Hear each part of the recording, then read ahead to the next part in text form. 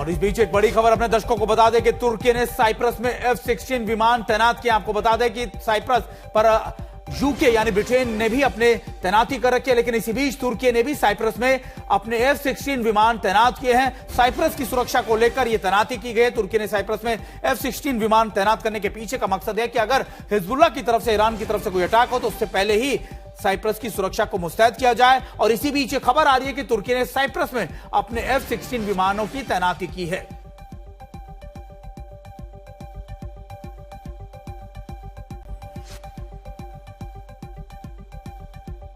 Lebanon के बेहद करीब है साइप्रस, और साइप्रस की सबसे खास बात यह कि साइप्रस में इससे पहले भी यूके के यानी ब्रिटेन के लगातार उनके जो बेस हैं उन पर भी अटैक की खबरें आई थी। हालांकि देखिए यूके ने ही मना किया बाद में कि यह अटैक ईरान ने नहीं किए हैं, लेकिन इसी बीच साइप्रस की सुरक्षा को लेकर बड़े दावे किए जा रहे हैं। अब तुर्की ने भी अपने साइप्रस में F-16 विमानों को तैनात कर दिया। हमारे साथ हमारे सहयोगी आशुतोष मिश्रा भी जुड़े हैं। आशुतोष मिश्रा का रुख कर लेते हैं। आशुतोष, साइप्रस को लेकर हालांकि देखिए अभी ऐसे कोई बड़े अटैक नहीं किए गए, लेकिन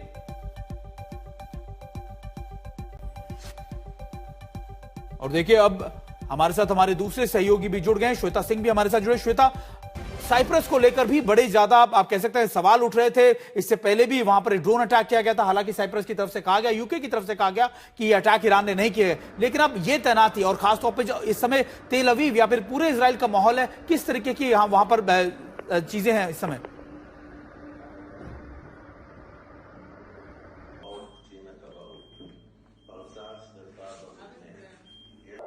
श्वेता, आप तेल अवीव में सुमित देखिए, जिस तरीके से यहाँ पर परिस्थितियां रही हैं, हालांकि मैं कल रात 1:30 बजे यहाँ के समय के अनुसार कल रात 1:30 बजे यहाँ पर बहुत जो सायरन्स हैं वो बजना शुरू हुए और सारे लोग अपनी नींद से जाग कर बॉम्ब शेल्टर में पहुंचे, जिसके बाद बहुत बड़ा धमाका जरूर सुनाई दिया था। अब आप भी जानते हैं कि इस तरह का धमाका किस कारण हो सकता है। हालांकि तस्वीरें जेरूसलम से भी इस तरीके की सामने आई, जो कि यहाँ से लगभग आप समझ लीजिए कि 100 किलोमीटर से कुछ ऊपर उसका दायरा है। साथ ही जो टेल अवीव है उसके भीतर भी इस तरह की आशंकाएं रही। हालांकि यहाँ का एडमिनिस्ट्रेशन बार बार ये साफ कर रहा है कि किसी तरह का कोई अटैक नहीं, बल्कि जो केवल इंटरसेप्टेड मिसाइल की डेब्री है वो गिर रही है। लेकिन सुमित, इस थ्योरी के ऊपर भी बहुत बात हो रही है कि क्या वो ऐसे म्यूनिशन आ रहे हैं जिसके भीतर क्लस्टर बॉम्ब्स हैं और वो गिरकर इस तरह का इंपैक्ट कर रहे हैं। इन्वेस्टिगेशन इज ऑन, इस तरह की चीजें कही जाती हैं। जो पुलिस चीफ है उनकी तरफ से भी जो टेल अवीव, जो नॉर्दर्न टेल अवीव से लगता हुआ इलाका है, वहां को लेकर बातें कही गई हैं। जगह जगह पर इस तरह के शेल्टर्स, जो कि मेरे पीछे भी आप देख सकते हैं, जगह जगह इस तरह के शेल्टर्स हैं ताकि लोगों का जो सामान्य जीवन है वो चलता रहे और सायरन सुनने के बाद वो भीतर चले जाएं। लेकिन कुछ ऐसे एरिया जरूर हैं जहां पर मिसाइल इंपैक्ट की बात आती है। मतलब जिस भी तरह का हमला इस समय ईरान की तरफ से किया जा रहा है उसका असर इजराइल के भीतर कुछ हिस्सों में बताया जा रहा है, क्योंकि जिस तरह के बराज मिसाइलों के यहाँ पर फायर किए जा रहे हैं उसका अगर हम 90% प्रोटेक्शन की बात भी करते हैं एयर डिफेंस सिस्टम की, तो वो 10% बड़ा हो जाता है जब ऐसे मिसाइलों के इंपैक्ट इजराइल के भीतर नजर आते हैं। और क्योंकि जो सेंट्रल डिस्ट्रिक्ट है उसको बढ़ चढ़कर टारगेट किया जा रहा है ईरान की तरफ से, इसीलिए आमतौर पर जो आपको मिसाइलों के निशान थोड़ा सा सबर्ब्स में थोड़ा सा दूर दिखते, वो आपको अब टेल अवीव के इर्द गिर्द भी नजर आने लगे हैं, क्योंकि बहुत अधिक निशाने पर टेल अवीव, जेरूसलम, ये सभी इलाके। सुमित, और श्वेता, एक और बात यह कि क्योंकि देखिए कल ये IRGC की तरफ से कहा गया था कि देखिए अब तक हमने सिर्फ अपनी जो फर्स्ट और सेकंड जो हमने चूज की है अपने इस्तेमाल की है, लेकिन दूसरी बड़ी बात यह कि अब उन्होंने सीधे तौर पर अपनी एडवांस वर्जन की मिसाइल भी इस्तेमाल करनी शुरू की है।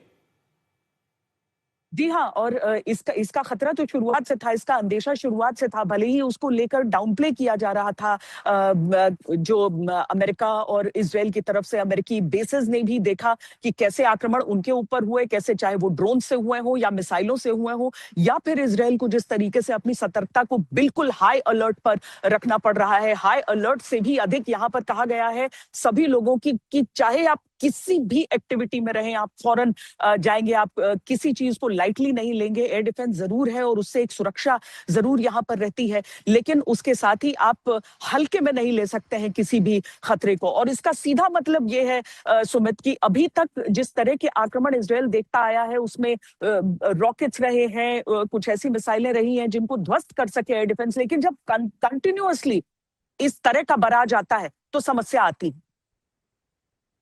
जुड़ा अशरफ वानी, आप लेबनान में मौजूद हैं। तेल अवीव तो हम लगातार हालात दिखा रहे हैं, श्वेता बता रही है कि इस समय के ताजा हालात क्या है। इस समय लेबनान के हालात कैसे हैं?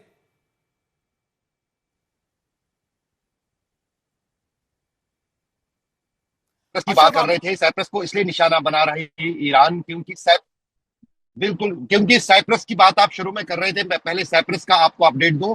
साइप्रस को लेकर यह है कि ईरान को लगता है कि इजराइल की तरफ से कई सारे विमान जो है, खासतौर से प्रधानमंत्री का विमान अक्सर जो है साइप्रस में उसको रखा जाता है, और जो सिविलियन विमान है इजराइल के उनको भी साइप्रस लिया गया है बचने के लिए ईरानी मिसाइल हमलों से। तो इसके लिए जो है साइप्रस को लगातार जो है ईरान निशाना बना रहा है और निशान ईरान के राडार पे है। जहां तक लेबनान की बात है, लेबनान में बहुत खुलासे हो रहे हैं। आज ही जो है यहाँ की ह्यूमन राइट्स वॉच ने एक चौंकाने वाला खुलासा किया है। उनका कहना है कि अब इजराइल की तरफ से दक्षिणी लेबनान में फास्फोरस पाउडर का इस्तेमाल किया जा रहा है। फास्फोरस पाउडर जो है वो एक केमिकल है जिससे काफी क्षति लोगों को पहुंचती है, जिन पर उसका असर होता है। तो कहीं ना कहीं ये आरोप लगाया है ह्यूमन राइट्स वॉच ने लेबनान में, और उस बीच अब उसको लेकर भी जांच हो रही है कि क्या इजराइल की तरफ से दक्षिणी लेबनान में हिजबुल्लाह के खिलाफ लड़ाई के साथ साथ वहां पर फास्फोरस इस्तेमाल हो रहा है, फास्फोरस पाउडर का। वो बड़ी बात है और वो कहीं ना कहीं चौंकाने देने वाली बात है। दूसरी तरफ मैं इस वक्त दक्षिणी लेबनान में हूँ।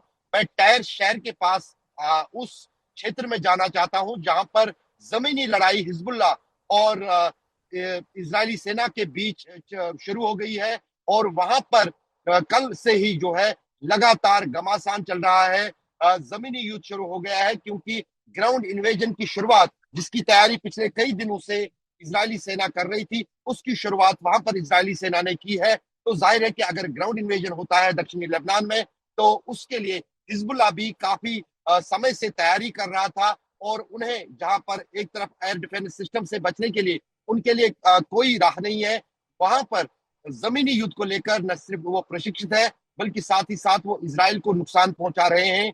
यही कारण है कि कल इजराइल ने माना कि उनके 2 सैनिक दक्षिणी लेबनान में जमीनी लड़ाई में मारे गए हैं, और जब हिजबुल्लाह की तरफ से एंटी टैंक मिसाइल एक बुलडोजर पर चलाया गया था, और साथ ही साथ एक मारवॉक टैंक को भी जो है हिजबुल्लाह ने निशाना बनाया है। उसमें भी इजरायली सेना का कहना है कि 8 जो सैनिक हैं वो उस हमले में घायल हुए हैं। वो भी एंटी टैंक मिसाइल का इस्तेमाल वहां पर हिजबुल्लाह ने किया था। तो आप जमीनी स्थिति समझ सकते हैं जहां पर एक तरफ इजराइल की तरफ से वायुसेना का लाभ लिया जा रहा है, लेकिन अब ये लड़ाई जो है वायुसेना की एरियल बम्बार्डमेंट के बाद जमीन पर शुरू हो गई है। जिस तरह की तस्वीरें आप दिखा रहे हैं और बता रहे हैं जिसके बारे में अशरफ, यहाँ पर जब उत्तरी इजराइल की तरफ आगे बढ़ने का प्रयास होता है तो आईडीएफ फिलहाल नहीं चाह रहा है कि पत्रकार बहुत आगे तक जाएं। वहां पर बहुत अधिक एक्शन इस समय चल रहा है, चूंकि तैनाती भी आईडीएफ की है अधिकांश जगहों पर। जिस तरीके से वहां पर ग्राउंड इन्वेजन की बात हो रही है, जिसका कुछ हिस्सा, कुछ दायरा हमने देखा, उनके लॉसेस की बात भी सुनी, और आईडीएफ की तरफ से और यहाँ की सरकार की तरफ से ये जारी भी किया गया। और एक बार फिर जो इजराइल अपनी प्रतिबद्धता दोहराता है कि हम इसका बदला लेंगे।